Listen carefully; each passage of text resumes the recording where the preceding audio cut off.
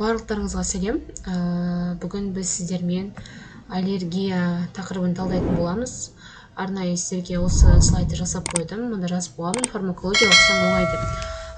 Жалпы бұл аллергия тақырыбы енді патофизде жалпы келу механизмі, шығу механизмі, пайда болу механизмі айтатын болса, фармакология біз аллергияны қалай емдейміз, қандай дәрі-дәрмектер тағайындаймыз деген сұрақтарға жауап береді.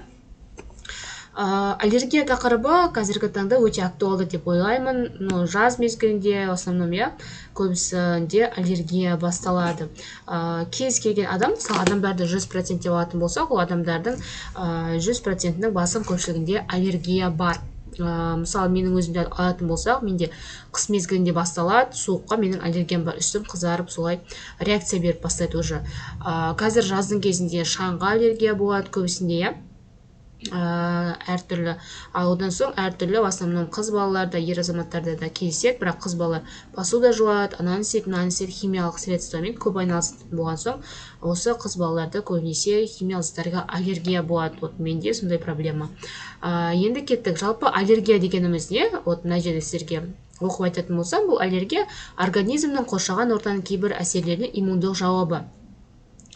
Аллергия терминін алғаш болып осы 1906 жылы енгізілген, оны Австрия педиатрлары Прикемен енгізген болатын. Жалпы бізде аллергияны осы аллергендер туғызады. Аллергендерге не жатқызуымызға болады, вот қарасаңыздар болады, мына жерде әртүрлі жан-жануарлар болсын, тағамдық аллергиялар болуы мүмкін. Сонымен қатар өзім айтып өткендей, олар химиялық аллергендер болуы мүмкін. Мысалы біз білеміз, егер анасы әртүрлі цитрустық өнімдерді қолданатын болса, онда баласының бетіне сразу қызарып шығып кетеді деген сияқты, әртүрлі аллергендер. Уже адам организм иммундық жауап ретінде беті қызарады. Дәрі-дәрмектерден болатын аллергия, мысалы біз міндетті түрде антибиотиктер салатын кезде аллергияң бар ма жоқ па деп сұраймыз. Егер де бір антибиотикті білмей салып қоятын болсақ, онда ол адамда уже анафилактикалық шок болады. Өте қиын жағдай, сондықтан да кез келген дәрі-дәрмекті ол адамға салмай тұрып, міндетті түрде сұрау керек, сіз бұрын алдыңыз ба, қолдандыңыз ба деп. Бірақ алған қолданбағаны ұмытып қалуы мүмкін, кейде білмей қалып деп қоюы мүмкін. Сондықтан да жауапкершілік бізде болғаннан кейін міндетті түрде проба жасауға мен сіздерге кеңес беремін. Жалпы аллергендерді біз экзогенді және эндогенді деп бөліп қарастыруымызға болады. Экзогендігі бізде инфекциялық, тамақтық, дәрі-дәрмек, тұрмыстық жан-жануарларды шақырады. Яғни олар экзогенді дегеніміз сыртқы әсерлерден болатын, ал одан соң эндогенді деген өзіміздің іштен пайда болатын эндогенді аллергендерден туындайтын аллергендерді жатқызуымызға болады. Келесі, вот мына жерде мен сіздерге арнайы осы механизмді салып қойдым. Қарап, барлығы түгелде жазылып тұр, көрсеңіздер болады. Жалпы аллергия кез келген процесс, ол белгілі бір сатылардан өтеді, жүйелі сатылардан өтеді. Сіз пациентке, біз мысалы болашақ дәрігер ретінде пациенттерге дәрі-дәрмектер тағайындаған кезде, ол дәрі именно қай жерге әсер етеді, например, қай жерді біз қай жерден тоқтатуымыз керек, қандай әсерлер болып жатыр деген сияқты, соған бір жүйелілікке қараймыз. Мына жерде көрсеңіздер болады, міне барлығы орысша, қазақша жазылған, оқып, қарап алыңыздар. Мысалы, бірінші антиген қалай организмге, қараңыздар, мына жерде антиген организмге түсіп жатыр, одан соң макрофагтарға әсер етеді. Макрофагтар барып Т лимфоциттерді активтейді, одан кейін бар ол Б лимфоцитке әсер етеді, одан кейін осы механизмдердің барлығы жүріп, бізде организмде гистамин, лейкотриендер бөлінеді, которые биологически активный веществолар, біздің ауырсынуды шақыратын деген сияқты. Солардың барлығы осы механизмдерден өтіп барып қана бөлініп, өзінің белгілі бір механизмдерін атқарады. Мысалы, гистаминдер бөліну атқары, ол сіздің бронхқа әсер етіп, бронхқа спазм шақыруы мүмкін деген сияқты. Қан қысым, мысалы, қандарды расширяет, қан тамырларын. Кеттік. Көріп тұрғандарыңыздай осылай әсер етеді. Қан тамырлары кеңейгенде болатын клиникалық көріністер. Яғни мен айттым, жаңағы бізде механизм жүріп өтті, одан соң қан тамырлары кеңейді. Қан тамырлары кеңею уже аллергияның бір белгісі деп қарастыруға болады. Енді қарасаңыздар болады, мысалы мигрен. мында барлығын суретпен прямо түсіндіруге тырыстым. Себебі адам визуалды оны көрген кезде миында жақсырақ сақталады. Мен мысалы мигрен деп жазып қойсам, сіз оны білмеуіңіз мүмкін, мигреннің не екенін деген сияқты. Немесе отек квинки деп айта саламын мен сізге, бірақ сіз оны есіңізде сақтауыңыз қиындау болады. Ал егер осындай суретімен бірге көретін болсаңыз, онда сіздің миыңызда ол әлдеқайда жақсы сақталынады. Енді бізде аллергия кезінде айттық, қан тамырлары кеңейеді, сәйкесінше ол кезде қандай процесстер жүреді. Мысалы мигрен, бас миында қан тамырлары кеңейіп, нервтарды қысады, бір жақты ауырсыну. Ол оң жақта ауырсыну болуы мүмкін, сол жақта ауырсыну мүмкін. Оның самый главный бір жақта ауырсыну. Получается, қан тамырлары кеңейеді миыңызда, и ол нерв тіндерін тітіркендіретін болады. Бронхиальная астма, қараңыздар, мына жерде нормадағы бронхтарымыз біздің, который кең болып тұр, мына жерде уже астма. Получается, уже мына жерде бронхтың кеңістігі тарылып кеткен көріп тұрсыздар ма? Міне, шышты қабыққа сұйықтық көп болғанда, ол кеңіп, бронх кеңістігі тарылады.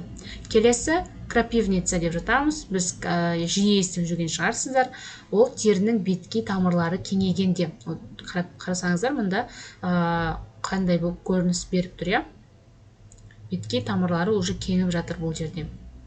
Отек квинки, мысалы, отек квинки бұл да жалпы жиі кездеседі. Клиникаларда, мысалы, больницаларда, например, әртүрлі дәрі-дәрмектердің әсерінен болуы мүмкін. Ол қараңыздар, осындай адамның бет бейнесі осындай болып, осының бетке прям білініп тұрады отек квинки екені. Одан соң аллергический ринит тоже жиі кездеседі. Одан соң конъюнктивит тоже самый жиі кездеседі. Бұл сразу конъюнктивитті байқауға болады. Мысалы, мұнда түрлі бар, қараңыздар. Конъюнктивиттің де түрлері бар.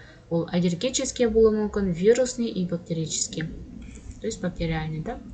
Келесі, анафилактикалық шок өте жиі кездеседі деп айтуға болады. Основном, мысалы, поликлиникада болсын, даже процедурный кабинетте болсын, больницада болсын, біз анафилактикалық шокты кез келген жерде кездестіруіміз мүмкін. Мен жаңа тақырыптың басында айтып кеттім, анафилактикалық шок әртүрлі дәрі-дәрмектердің әсерінен болады деп. Мысалы, қараңыздар, неврологический аппарат, қараңыздар, барлығы түгелдей жазылып тұр. Анафилактикалық шок кезінде біз міндетті түрде өзі наборлар болады, жинақталған. Сол наборларды қолданады. Анафилактикалық шок, мысалы, сіз дәріден ода шок болып жатыр, ол кезде сіз шприцті алып тастамайсыз, сол шприцті алып тастамайсыз, сол шприцтің артынан преднизолон, эуфилин 2-4-тік, соларды адреналин, сол міндетті дәрілер, соларды жіберу керек. Бұл кезде анафилактикалық шок болған кезде сіздің біліміңіз өте маңызды болып келеді. Аллергияға қарсы дәрілік препараттар, енді біз аллергияның не екендігін айттық, жалпы оның қалай пайда болатындығын айттық. Әркімде әртүрлі аллергия бар. Қазір Қытай баладан, жаңа туған баладан үлкен ересек адамдардың барлығында аллергия кездеседі. Осы кезде қандай дәрі-дәрмектер қолданылу керек деген сұрақтар болады бізде. Әрине, сіз аллергияңыз болса, дәрігерге көрінесіз, жазыласыз. Сізде қандай аллергия бар, соның барып тексерілесіз бірінші, одан кейін барып сізге дәрігер тағайындайды. Енді біз бұл лекция ретінде түсіріліп жатқан видео болғаннан кейін дәрілік препараттарды жалпы шолу жасап кеткім келеді сіздерге. H-гистаминоблокаторлар дейміз. H1 гистаминоблокаторлар бірінші топ, яғни осы топтағы дәрілер. Қараңыздар, гистаминоблокаторлардың үш ұрпағы болады. Бірінші ұрпақ ол димедрол супрастин, екінші ұрпағы кларитин, зерте, гларатидин, үшінші ұрпағы дезгларатидин эриус. Кез келген, қазір енді мен өзім аптекада жасайтын болған соң, тағы да сіздерге қосымша білім айтып кетейін. Балалар жиі ауырады, аллергия береді, оларда үстілері қышып бастайды, әртүрлі аллергияның да өзіндік көріністері бар, клиникалық. Сол кезде мен сіздерге көрсеткім келеді, міне ролиноз составы тетрезин. Ролиноз вам не показывает, не видно, да, вот, ролиноз, да, вот. Осы дәрін, осыны капляны береді балаларға, основном дәрігерге барсаңыз. Потом фенистин. Бәрі мамашалар, барлық адамдар біледі деп ойлаймын бұл капляны. Бұл капляның не только капля, и мазда бар еще. Жақсы білетеді. Одан соң бізде кларитин. Вот. Кларитин. Составы бұның ларатидин. Оны айтып тұрмын ғой сіздерге ларатидин деп. Жалпы медик студенттерге айтатыным, дәрінің түрі өте көп. Бізде мысалы аллергияға байланысты сіздерге тек қана 3 түрін көрсетіп тұрмын ғой қазір, кәдімгі живой түрде. Бірақ бұның цитрин, цитризин, нексар, жаңағыдай айтып отқандай супрастин да өте көп деген түрлері бар. Преднизолонды да гормональный препарат, да, стероидный. Олардың барлығы осы аллергия кезінде қолданылады. Ол енді әркімнің әртүрлі деңгейіне байланысты, аллергияның түріне байланысты дәрілер тағайындайды. Сондықтан да ең басты медицинаны оқыған кезде, осы фармакологияны оқыған кезде қазіргі новый препараттарды ешкім сізге көрсетіп отырмайды. Сіз дәрігер болып жұмыс жасаған кезде мен мына препаратты өтпедім деп отыра алмайсыз, иә. Сол үшін де мына жерде айтылып тұрған, мысалы ларатидин деп тұр ғой, осыны мысалы жаттап қалыңыз сіз. Почему? Потому что мысалы кларитин бар ғой, мынау 24 сағаттық әсер ететін дәрі, соның составы ларатидин. Сіз бір старый немен оқыған кезде, кітаптармен оқыған кезде, осы именно ішіндегі составындағы дәрілер болады да, и қазіргі 21-ші ғасырда 2023 жыл қазір, жыл сайын дәрілердің аттары өзгеріп жатыр. Сол үшін егер сіз составын оның біліп қалатын болсаңыз, болашақта оның составына қарап, мынау осындай дәрі, осындай механизммен жүреді деген сияқты өте бір сондай сауатты біліміңіз болады деп айта аламын. Бізде негізі жиі адамдардың сұрайтыны, ол барлығы білетін, ол супрастин. Олар основном ұйқы шақырады, димедрол тоже ұйқы шақырады. Келесі, супрастин, вот мына жерде мен бір дәріні расшифровка жасадым, то есть не расшифровка совсем, жалпы анықтама беріп кеткен болатынмын. Кеттік. Бірінші дәріні оқыған кезде обязательно оның тобын білуіңіз керек. Мына дәріні айттық, бір дәріні, ол қандай топқа жатады. Потом әсер ету механизмі, фармакологиялық әсері, қолданылуы, жанама әсері. Міндетті түрде осындай схемамен оқуыңыз керек. Себебі біз бір дәріні білеміз, оның тобын білеміз, бірақ әсер ету механизмін білмесек, ол да уже дұрыс емес. Сондықтан да кез келген дәрінің әсер ету механизмі, жанама әсерлерін білу керек. Бір адамның почкасы ауыратын болса, ол дәріні сіз берсеңіз, оған кері әсер ету мүмкін, иә. Сол үшін де комбинированный препараттар бар разный, да, солардың барлығын білу үшін белгілі бір механизмге, жүйеге салып оқыған өте дұрыс. Қараңыздар, супрастин тобына келетін болсақ, ол аллергияға қарсы ашадин гистамин блокаторлар бірінші ұрпағын айтып кеткеніміз, иә.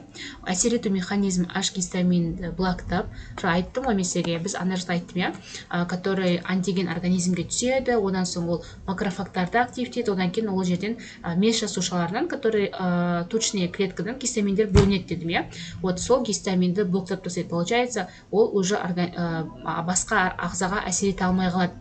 Меш жасушалардан гистаминнің шығарылуын басады. Түсінікті, иә, уже гистаминдер шықпайды, получается, ары қарай уже аллергия болмайды. Фармакологиялық әсері, қышуға аллергияға қарсы әсері бар. Қолданылу аллергияның барлық түрлерінде, ринит, аллергиялық дерматиттерде қолданылады. Жанама әсері ұйқы шақыру, айтып кеттім, осы димедрол болсын, супрастин болсын, олар ұйқы шақырады. Гепатотоксикалық әсер, психоэмоционалды тежелістер. Келесі препарат бізде кез келген дәріге тән жанама әсерлер. Жаңағы басты жанама әсерлері болса, жаңа гепатотоксикалық деген, ұйқы шақыру деген, ал мынау кез келген дәріге қатысты жанама әсерлері болып табылады. Ол диспепсиялық бұзылыстар, құсу, қыжыл, іш өту, кекіру, гепатотоксикалық әсер асқазанның ойық жарасын шақырып жіберуі мүмкін, тіпті кез келген дәрі, мысалы, жаңағы аспиринді алсақ та, ол көп дозада асқазанның ойық жарасын шақыруы мүмкін, иә. Сол сияқты бұлардың да дәл сондай өзіндік жанама әсерлері бар. Профилактика ретінде кетатифен қолданылады. Біз айтамыз, мысалы, адамдар бар, который мен өзім аллерген екенімді білемін, аллерген бар екендігін білемін, онда осы аллергия менде болмай тұрып, мен қандай дәрі қолдансам болады дейтін адамдарға біз кетатифенді ұсына аламыз. Яғни ол профилактика ретінде жүреді в основном. Мысалы, сіз жазда демалуға барасыз, әртүрлі жерлерге. Сол кездерде осы кетатифенді қалтаңызға салып алсаңыз, онда аллергияңыздың алдын алатын болып табылады. Келесі, осымен слайдымыз бітіпті біздің. Енді сіздерге жалпы айтатын кеңестерім аллергияны қалай құтылуға болады. Аллергияны бірінші аллергиядан мысалы аллерген организмге түспей тұрып одан бұрын сақтану керек, иә. Профилактика получается. Сіз егер жаңағы химиялықтардан неңіз болса, аллергияңыз болса, онда химиялықтарды қолданбауға тырысыңыз. Аллергия шақырмайтын қазір химиялық средстволар бар, сондайларды қолданыңыз. Ең басты бірінші істейтін әрекетіміз біз осы аллергеннің организмге түсуінен сақтануымыз керек. Кез келген жағдайда әркім өзінің жағдайын біледі дейді ғой, соған байланысты ең алдымен өзіңізді сақтап жүруіңіз керек. Мысалы мен қыстың күні салқыннан аллергиям болса, онда ол жеке менде аллергия шыққанда қызарып кетеді қолдарым, аяқтарым, мен жай антин кремдерді жағам, өзімнің қолданатын кремдерім жақсам, уже ол аллергия менде басылып қалады. Әркімде аллергия ол әртүрлі. Мысалы, көбісінде мұрнында бар да, мысалы, аллергический ринит дейміз ғой. Сол кезде нафазолинді, нафтизинді қолдана береді да олар. И оған уже адамда үйреніп қалады, и ол қараңыздар, сіз всегда бір затты қолдана бересіз да, и оның организміңіз сіздің үйреніп қалды, уже сізде белгілі бір уже зависимость пайда болады ода сізде. Зависимость пайда болғаннан кейін уже сіз оны қолданбасаңыз мұрныңыз ашылмай тұрады, сіз демалуыңыз қиындайды. Сондықтан да бір затты, мысалы нафазолин, нафтизин дегендерді 7 күннен артық қолдануға болмайды. Сізде уже зависимость болады. Сондықтан да мен сіздерге айтатыным, біз бір затқа сеніп қаламыз да, и соны істей бергенді ұнатамыз. Ондай әдеттен аулақ болыңыздар. Сіздің мұрныңыз дәрісіз-ақ ашылады негізі. Мен в основном мұрным бітіп ауырып солай самалдайтын болсам, барынша дәрі-дәрмекті қолданбауға тырысамын. Самолечение дейді ғой бізде. Самолечение ол сіздің күтінуіңіз, кондердің астында болмауыңыз, одан кейін жаңағы мұздай суларды қолданбауыңыз, ол сіздің уже профилактикаңыз болып саналады. Кез келген ауру ол асқынбай тұрып, біз оның алдын аламыз. Ең бастысы ол өзіңіздің күтінуіңіз, өзіңізге қарауыңыз. Сондықтан да бір кішкене ауырдым екен деп дәріге жүгіру ол өте қателік. И одан кейін дәрі-дәрмектерді дәрігердің тағайындауынсыз қабылдамағандарыңыз дұрыс. Бізге көбісі келеді димедрол мен аналгенді сұрап, олардың ешқайсысы да без рецепт сатылмайды, достар. И сіз ютубтан бір нәрсені көріп алып, туысқандарыңыздан бір нәрсені сұрап, кез келген жағдайда аптекаға жүгіруді қойыңыздар. Әрбір заттың өзіндік лечениесі бар, әрбір заттың осындай әсер ету механизмдері бар. Сіздің организміңізді тексермей тұрып, скринингтен өтпей тұрып, ешкім сізге дәрі беруге құқылы емес. Дәл сол сияқты бір нәрсені көріп алып, аптекке жүгірмеңіздер. Өз денсаулығыңыз өзіңіз үшін керек. Сондықтан да егер бүгін сіз сақтанатын болсаңыз, онда өзіңіздің еміңіз де